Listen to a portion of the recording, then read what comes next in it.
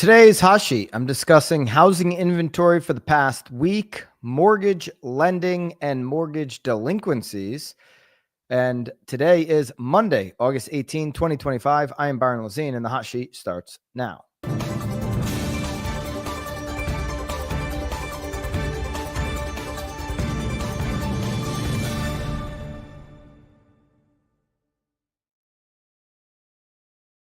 Live from Naples, Florida. Let me know in the live chat which market you're tuning in this morning from. Eddie is West Hills, California. Eddie's up 6:30 a.m. local time. I love that. Sadie, Fairview, Utah, another West Coaster. Sioux Falls, South Dakota.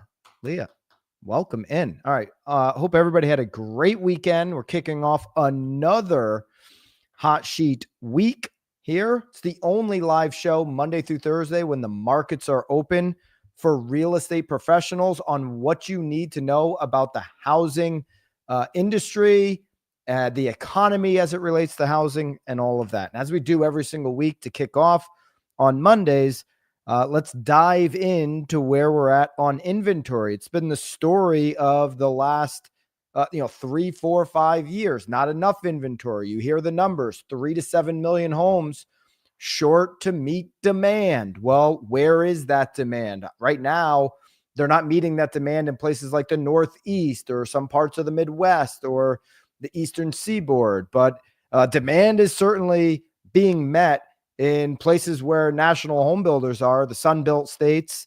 National home builders have up over 10 months of new home inventory, completely shifted to a buyer's market where we were saying, geez, we just need more inventory.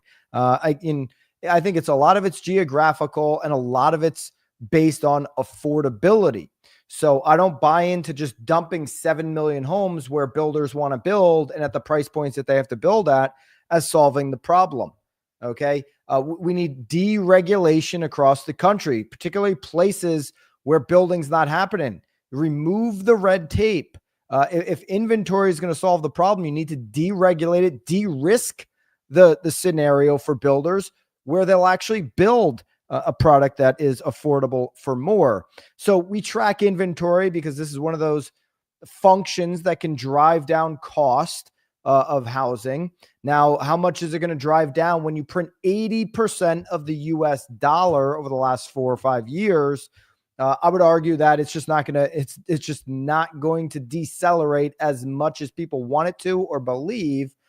You got a lot of this cash that have moved into hard assets, and hard assets are going to continue to be inflated, in my opinion, moving forward, as we printed so much more money over the last 4 or 5 years, and we kind of can't put that back into the hat, so to speak. So where we're at right now on inventory here, single family inventory, according to Altos Research across the US, that is, we're tracking 23% more than last year. Now, this number was up over 30%.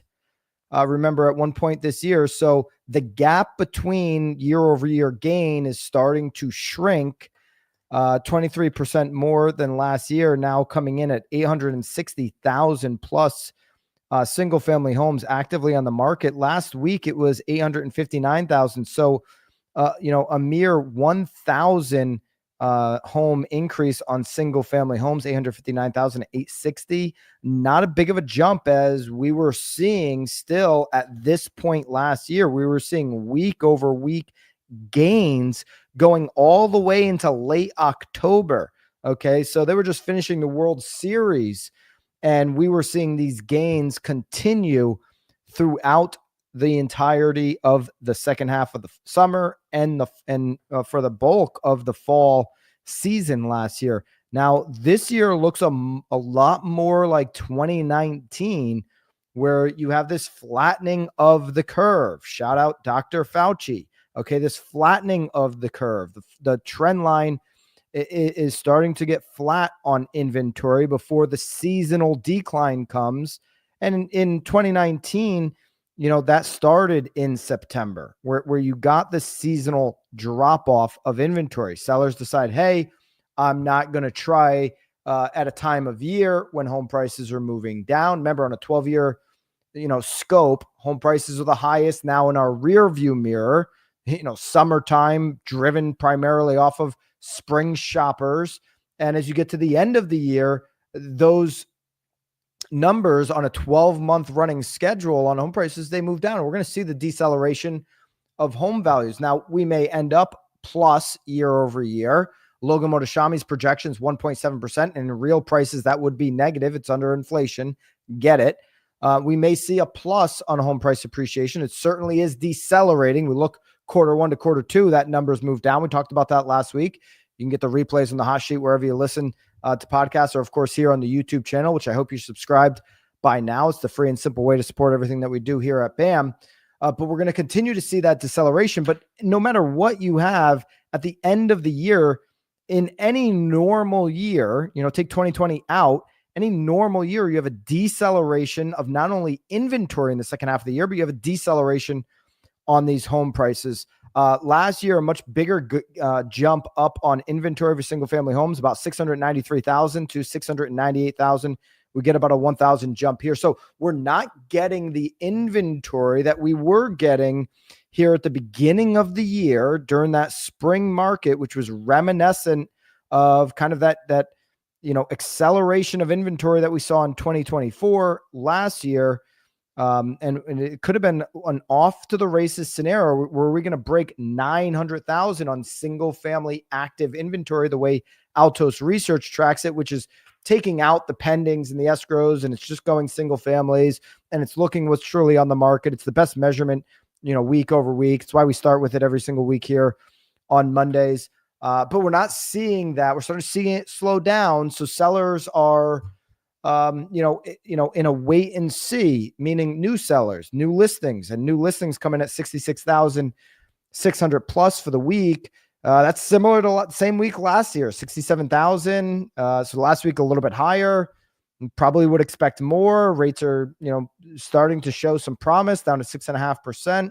How many sellers is that going to bring off the sidelines who have been waiting to sell? Well, when we look at last week, it's very similar to, the year prior. And remember, last year was the lowest year ever recorded for single family new listings coming on to the market. So we got up over 80,000 a couple times this year, and we're tracking nowhere near what a normal market would do. And if you think back to the great financial crisis, we got some delinquency updates here.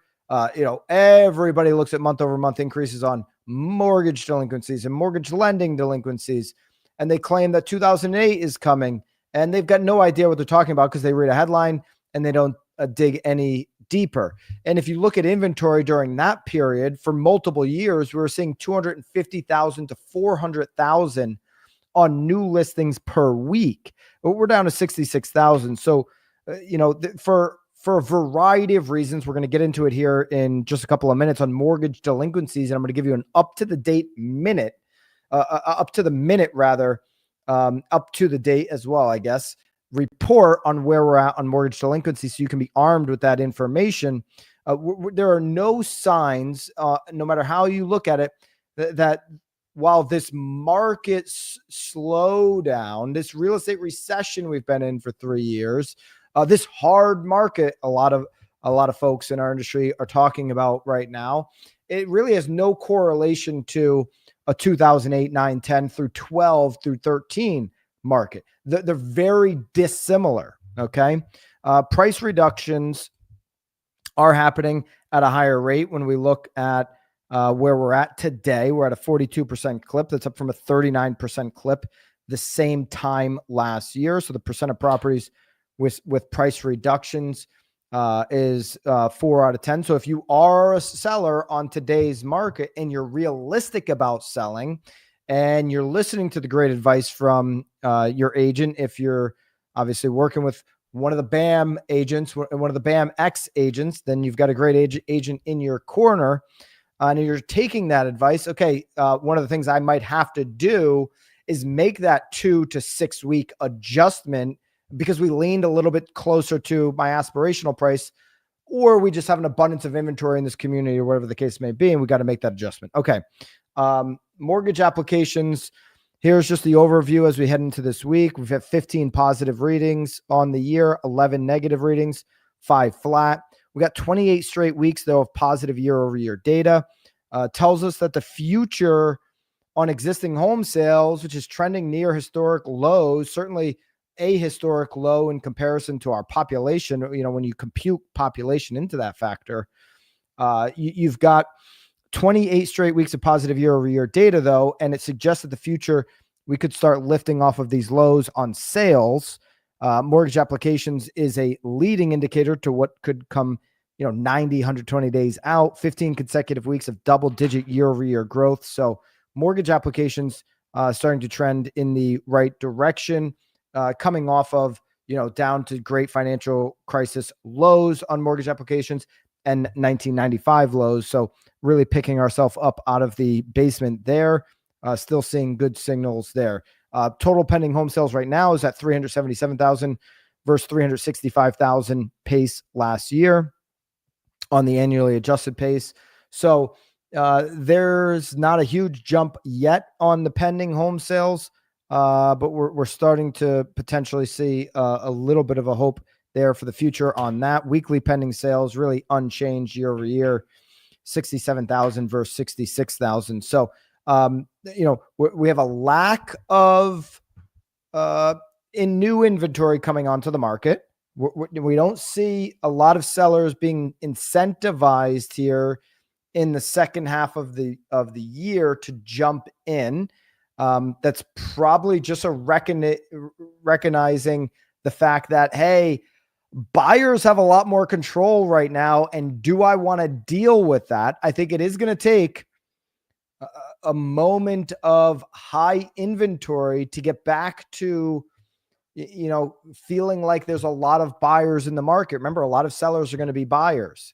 So you're going to have this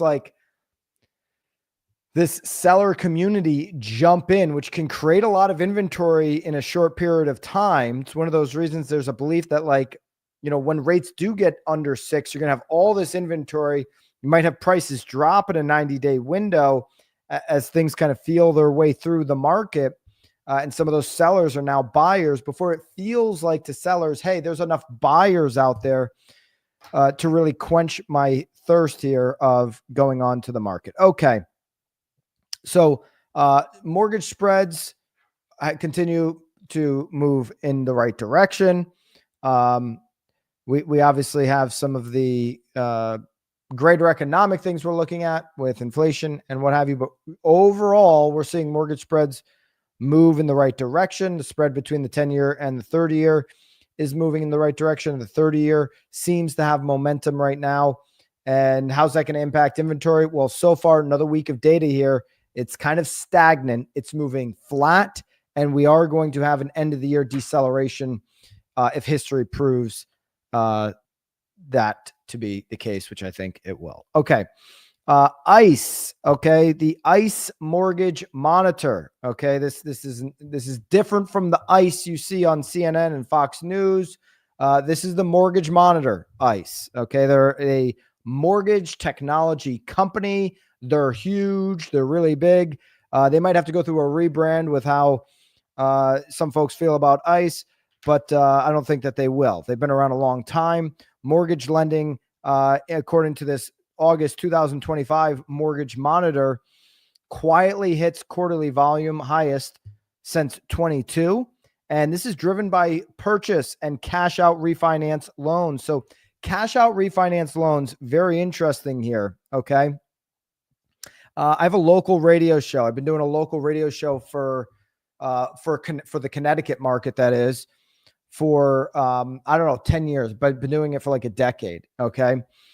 And I have a lender with me on the local radio show this past week, and we were talking about the cash out refinance. He's like, all the refis I'm getting right now are actually people that want the cash out. They're not going from 8 to 6.5%. And I'm like, wow, that's something to watch. It's just something that's interesting to me about, why, people are going now.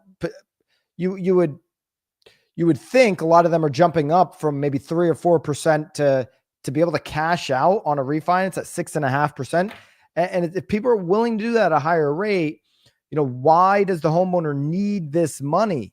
Okay. Some might be fixing the house because they're like, you know what? I'm just not going to go on the market and do that. It's going to be cheaper for me to fix my house and go out and buy a new one, whatever. I get that. But the fact that a growing contingent are like, I need the money. It's something to watch for in the future for the economy. And if we don't get rates down soon enough, could be a growing problem, because look at this. ICE backs up that anecdotal conversation that I had on the local radio show, which is cash out refinances accounted for 59% of all the refinance transactions. Okay. A little role play of all the refinance transactions in the second quarter. Notably, 70% of those borrowers accepted higher interest fees. And that was the number I was looking for. So I'll be sending this to my lender there that I do the radio show with. That's an interesting nugget. 70% of borrowers accepted higher interest rates to be able to get that cash. To me, that is interesting. It's something to watch for. So if 7 out of 10 borrowers are willing to take higher interest rates for cash, why do they need the cash that bad? It's a 1.5% point increase. They're tapping 94,000 of home equity. They saw monthly payments increase by about $590. Cash out borrowers tended to have lower mortgage credit scores. And that's 719, and smaller loan balances of 188,000 compared to their rate and term counterparts. So that is interesting. Home equity right now, of course, is at an all-time high for where we're sitting today. All right. So here's some other interesting notes. Overview of mortgage performance here from this ICE report. And here's some of the numbers that I'm going to warn against, leading people down this month-over-month path. Okay. Foreclosure activity. It's slowly trending higher according to ICE. Now, the context here is mortgage activity was at all-time lows. So the conversation is not delinquency rates is going up 15 basis points, or that foreclosure starts are up 10% month over month, which they are. Is that foreclosure starts are getting back, still not at, but getting back to a normal rate, because people, mostly doomers, not our great boomers, but the doomers, the economic doomers, the housing doomers that just want to see everything fail. They want to tear this country down. A lot of them live on X. They're going to point towards 36% year over year increase in foreclosure starts. What they're not going to reference is the fact that foreclosure starts were at historical lows. And we're now just getting back to a healthy level. I did an interview with Stacy Sutter, who's the CEO of Summit VA. We were in a cigar lounge in Dallas. We had a night. There's an interview on BAM on this channel that you can check out, where we go through a lot of his history of being an REO, one of the biggest REO brokerages in Houston, Texas at the time, back during the REO boom. And he talks about a healthy level of foreclosures. Okay. Like you gotta have some foreclosures for the mortgage market to really work the way it's intended. Okay. And so there is a healthy level, and we're not even there at that healthy level today. Foreclosure starts were up 10% month over month, 36% year over year. Loans in active foreclosure increased 22,000 year over year, but they remain, okay, the bottom sentence on the chart here, they remain below pre-pandemic levels. So these increases are actually expected. Prepayment activity is down 8.7%. And again, the delinquency rate is up 15 basis points. Okay, so here's one. This will be inside of BAMX for members on school. Here's all the slides today and every day that we do the hot sheet get uploaded into school for you guys, for BAMX members. Go to school.com/BAMX, obviously, to grab those. A whole bunch of cool stuff coming up with school that Alex Hermosi announced actually this weekend. So I'm excited about that. 3.35% is the delinquency rate. That's the national delinquency rate of first lien mortgages. Okay. The 2000 to 2005 average, well above that, 4.27. The record low you see is 3%, which we've hit multiple times over the last handful of years. We're just above the record low at 3.35. We're still trending at historical lows. This chart here goes all the way back to 2004. If you want, and inside the hot sheet show notes, I broke this down. The hot sheet show notes, you can grab, right inside of BAMX every single day. I give you my notes, the way I construct the show. You kind of basically see how we bake the cake here. But the delinquencies going all the way back now to, I think it's 1979. I just want to find the right number here. Going all the way back to 1979, this delinquency rate was up. Here it is, up over 5%. Okay. Up over 5%. So that 2000 to 2005 average was 4.27. If you go back to 79, the average gets up over 5%.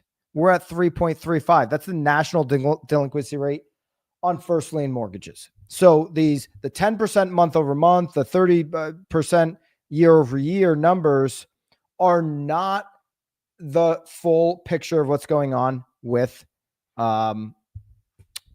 delinquencies. Okay. Here are the first lien mortgages by product. Okay. FHA. I've seen this a lot. Oh my God. FHA. What percentage of the delinquency they make? It's a huge percentage. No, I mean, it's below where we were, for almost a full decade in the 2000s. And we're, just slightly above pre-pandemic on FHA.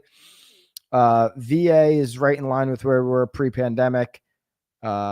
Portfolio is significantly below. And then GSCs is in line or below where we were by pre-pandemic. Okay, here are your active foreclosures. Again, it'll be available for you inside of school for BAMX members.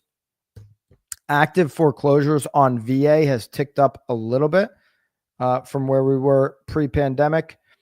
FHA active foreclosures right in line or under where we were pre-pandemic.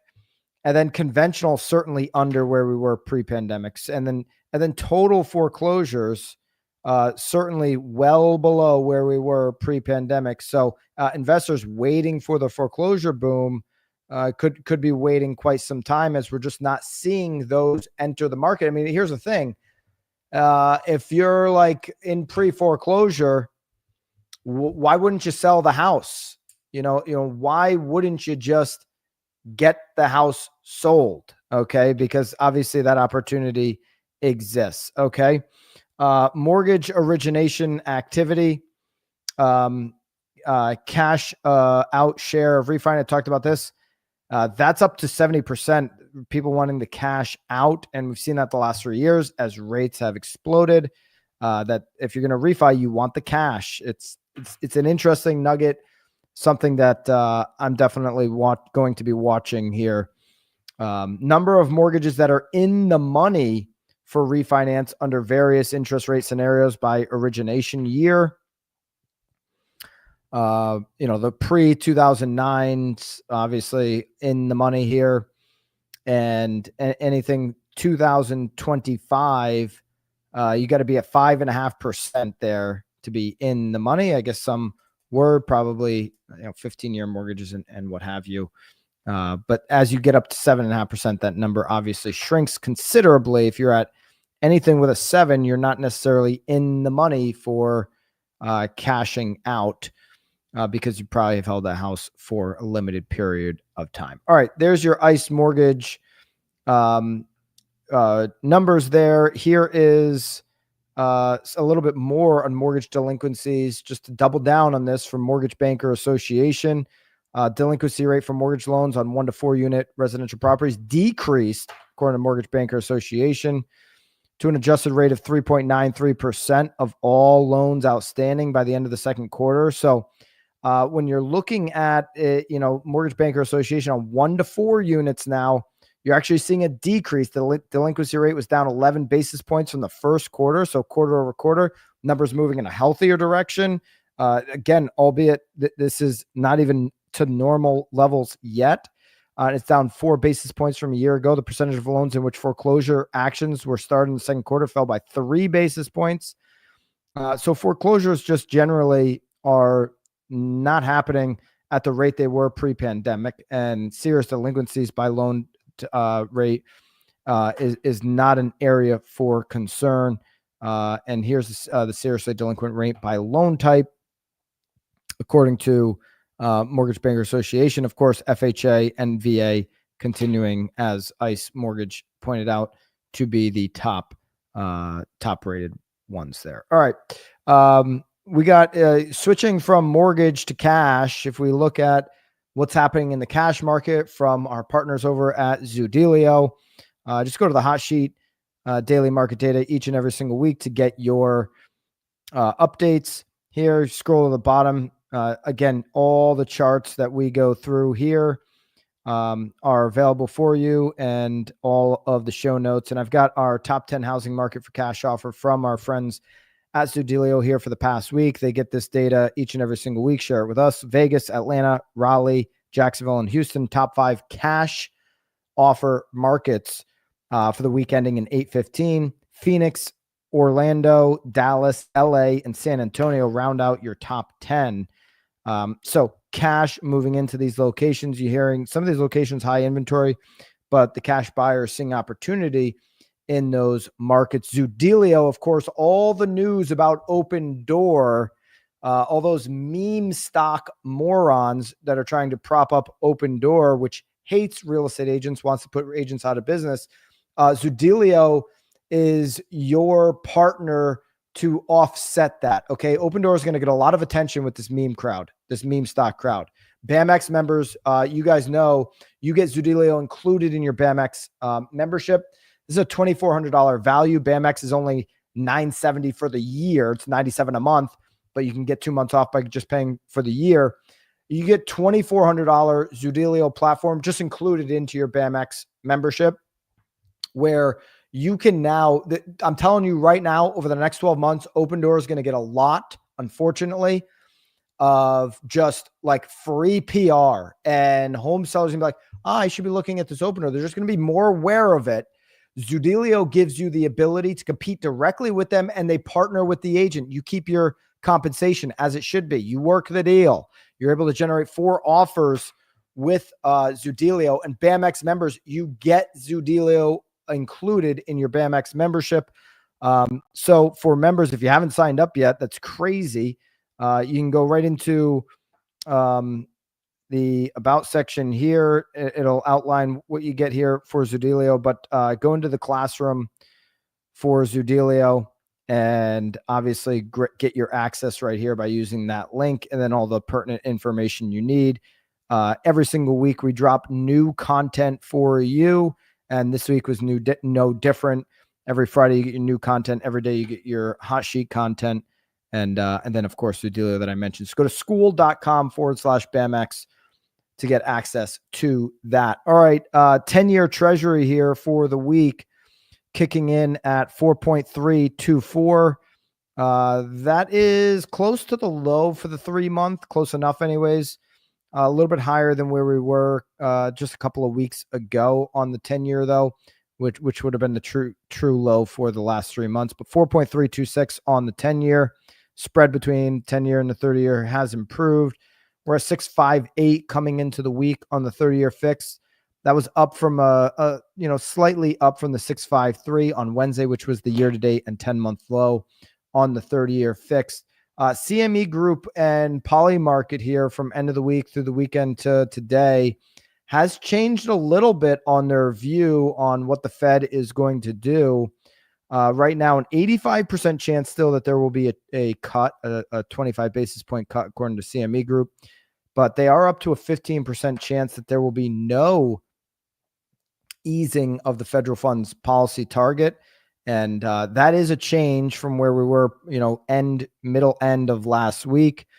Poly Market, it only has it at a 71% and chance of a 25 basis and 3% on 50. So even a little bit more bearish on Poly Market, 26% chance that there's no change. The outlook here coming into this week, which I'm sure we'll see more economic data as we work through the week and see how the markets react to that. There's your hot sheet here to kick off this Monday. Hope everybody has a great day. And until tomorrow, 9:30 on the East, 6:30 on the West, the deal in between.